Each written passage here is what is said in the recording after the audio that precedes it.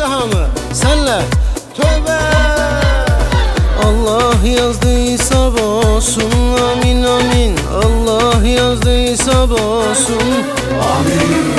Seninle konuşmayı, tesadüfen karşılaşmayı, bir daha yakınlaşmayı Allah yazdıysa bozsun, amin amin. Allah yazdıysa bozsun, amin amin. Allah yazdıysa bozsun, Allah yazdıysa bozsun, amin.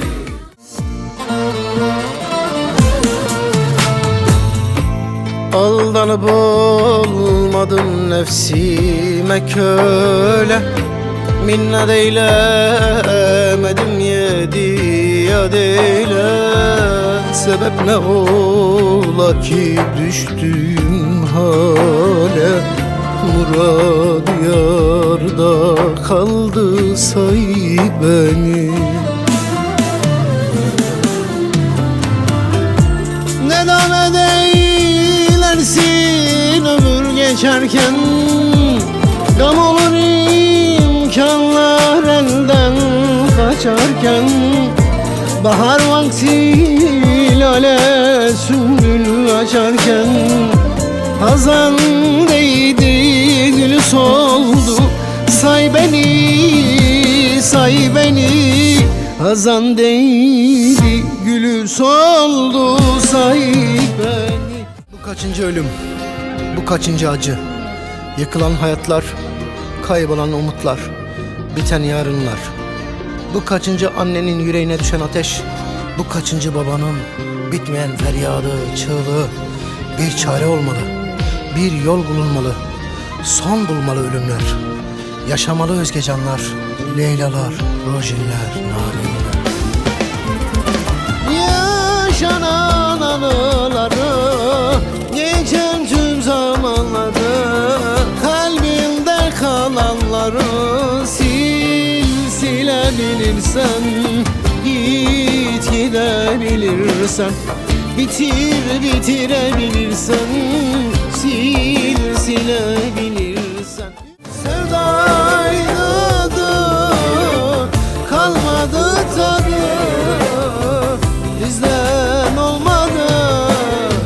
Yar, tekrar sevemem, başa dönemem, seni bilemem ya.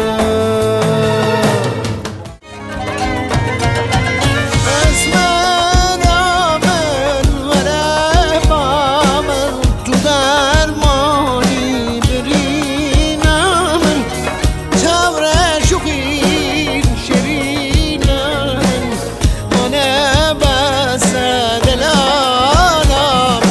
Esmer amen verem amen, tu dermani birin amen, çavre şukin şerin amen, edibese ebin amen.